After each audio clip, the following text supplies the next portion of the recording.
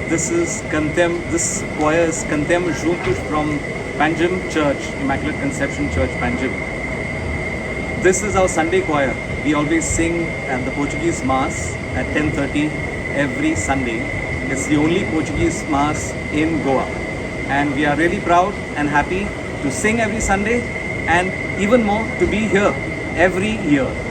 We've been coming here, I think for the past 1.5 decades or so, ever since the Mass in Portuguese has started. Not always the same choir members, but we keep changing. But we are there and we will always be there.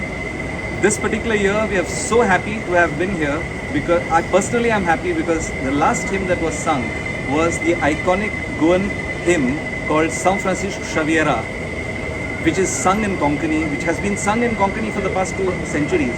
But I had the joy of translating it, 11 stanzas, and 2 of them were sung today.